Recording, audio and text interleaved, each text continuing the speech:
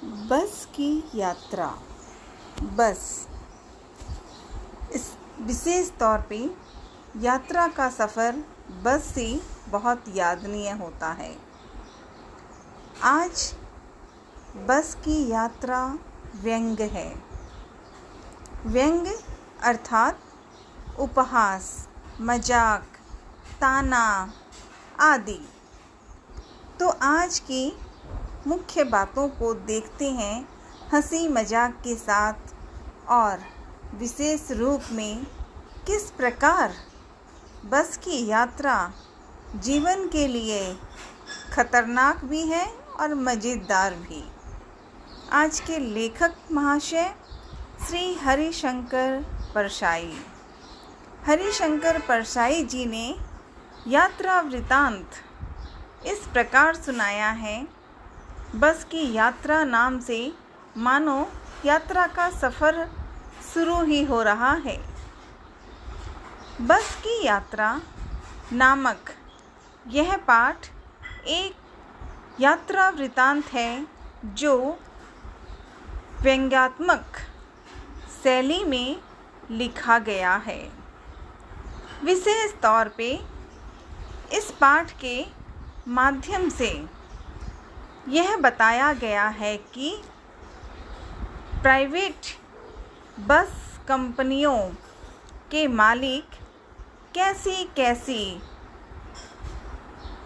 विशेष तौर पे कैसी खटारा बसें, खटारा जो चलती है पर आवाज़ नहीं है, बस है, बस के अंदर का सामान नहीं है, और जो है वो काम चलाऊ नहीं के बराबर। तो कैसी खटारा बसें चलाते हैं ये बताया गया है। वे अधिकाधिक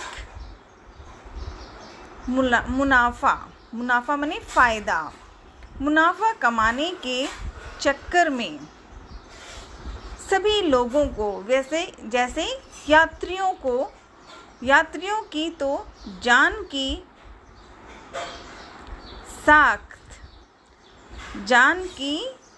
साथ ऐसा खिलवाड़ करते हैं कि संकोच नहीं होता उनका कि लोगों का जीवन कैसे सफल है, सही सफ़र में है या नहीं। तो यही आज इस पे और थोड़ा संक्षेप में सारांश सुनते हैं।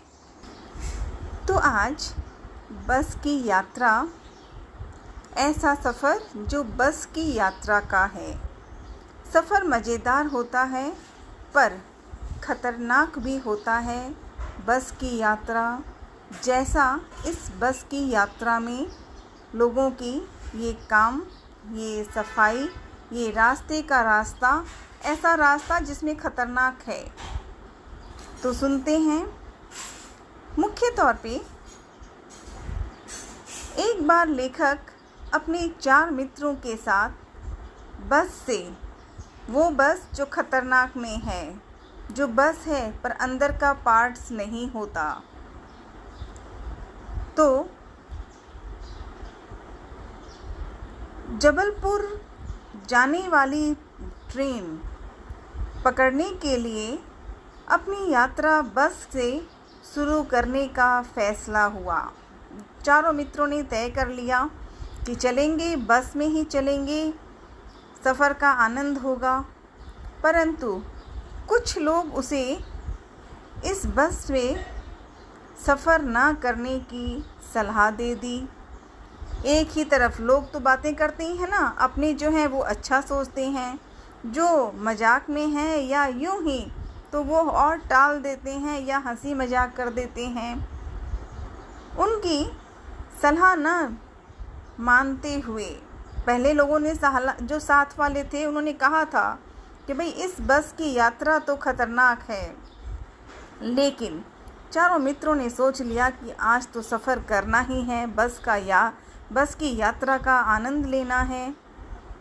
वे उसी बस से जाते हैं, शुरू हो गए। किंतु बस की हालत देखकर, सुनकर लोगों के एहसास को देखकर लेखक हंसी भी और अंदर में थोड़ी सी डर भी। कहते हैं कि बस पूजा के योग्य है। ये वाली बस तो पूजा के योग्य की है, अर्थात उसे बस एक जगह सजा कर रखना है और आगे लेना जाना पकड़ना नहीं करना है। नाजुक दिल को छू लेने वाला होता है। नाजुक हालत देखकर लेखक की आंखों में बस के प्रति श्रद्धा के भाव आ जाते हैं। इंजन के स्टार्ट होते ही ऐसा लगता है कि पूरी बस ही इंजन हो गई। वो स्टार्ट लगाते ही इंजन की आवाज़ और स्टार्ट की जो आवाज़, दोनों में कितने प्रश्न हैं, कितना प्रयास है, कितना सफल है, ये समझ में नहीं आ रहा। बस को देखकर, वो जो बस है ना, उस बस को देखकर बस करता है मन कि रुक जाएं। देखकर यह कहना कि ये बस जरूर गांधी जी के असहयोग आंदोलन के समय की है, यानी कि जब गांधी जी, बहुत पुराना समय कहने का अर्थ है लंबे समय से, लंबा समय बीत चुका है, तब ये बस चालू हुई थी। क्योंकि बस के सारे पुर्जे एक दूसरे को असहयोग कर रहे हैं। असहयोग, जो उसे पूरी तरह सहयोग ना करे, वो है असहयोग। और वो बस यहाँ पर ऐसी ही है।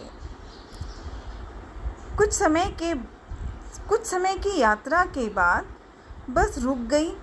क्यों रुक गई ये कोई नहीं कहता, क्योंकि बस ही स्पेशल है, विशेष खास है। पता चला कि पेट्रोल की टंकी में छेद हो गया है। अब पेट्रोल से ही तो बस चलनी है, ये तो सब जानते हैं, पर इस बस पर क्या हो रहा है, क्या नहीं हो रहा, ये समझ नहीं आ रहा। ऐसी दशा देखकर वह सोचने लगा कि जाने कब ब्रेक फेल हो जाए, या फिर क्या पता इसमें और अगला क्या होने वाला है, ये भी तो सवाल है। स्टेटर्स टूट जाए अगर कुछ भी तो क्या होगा। झील को देखकर सोचता नहीं, विचार भी करता है कि अब करें तो क्या करें।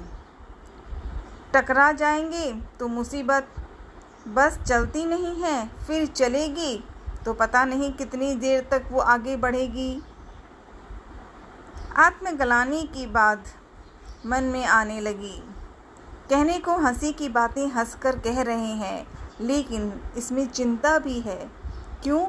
क्योंकि बस में सफ़र करना है ना, और बस का तो सड़क के बीच में, लंबे सफ़र में, गांव के रास्ते में, चारों तरफ जब बस चलती है तो सावधानी तो आवश्यक है। जब बस में जाना है तो सब बैठ गए तो सीट बंद करते हैं, लेकिन यहाँ तो सब कुछ चलता है, बस ही नहीं चलती। ऊपर से बस चल रही है, दिखने में लगता है ना बस गोरी चिट्ठी सुंदर सी। हंसी के मजाक में अगर बस का हंसी कहा जाए तो बहुत खतरनाक बात है। ऐसी बस तो जीवन के लिए मुसीबत ही ला देती है। इंजन ठीक हो जाते हैं तो अगला कुछ और कारण हो जाता है। बस फिर चल सकती है या नहीं कहना मुश्किल है, किंतु यह बात और धीरे चलती है। धीरे से जब थोड़ी सी चली तो लगा ओह बस चल रही है, तब तक तो फिर से धम, आवाज़ बंद। बस की, लोगों की नहीं। लोगों की तो सवाल ज़्यादा बढ़ गए कि भाई अब होगा क्या, ये बस में सफ़र कर रहे हैं या जान में मुसीबत डाल रहे हैं हम लोग। आगे पुलिस पर पहुंचते ही टायर पंक्चर। टायर पंक्चर हो जाए तो क्या होगा? गाड़ी स्पीड होगी या कम जाएगी? बहुत बुरा हाल। अब तो सब यात्री समय पर पहुंचने की उम्मीद छोड़ दी, क्योंकि अब समझ में आ गया कि इस बस से यात्रा करना बहुत देर ही नहीं नामुमकिन है, क्योंकि ये बस बहुत ख़ास बस है जो पंक्चर है, जो दिखने में ऊपरी बस है पर अंदर बस में खस है, कुछ नहीं है। चिंता मुक्त होने के लिए हंसी मजाक करने लगते हैं लोग आपस में एक दूसरे से, पर मन ही मन ये सब जानते हैं कि ये व्यंग ही ऐसा है कि हंसाने के लिए है, पर वास्तव में कठिन भी तो है। इसीलिए लेखक डर का त्याग कर विशेष तौर पे अपने मन से डर का त्याग कम करते हैं, आनंद लेते हैं, आनंद उठाने का प्रयास करते हैं, पर मन ही मन जानते हैं कि ऐसी बस में खतरा है, तथा स्वयं को उस बस का एक हिस्सा स्वीकार कर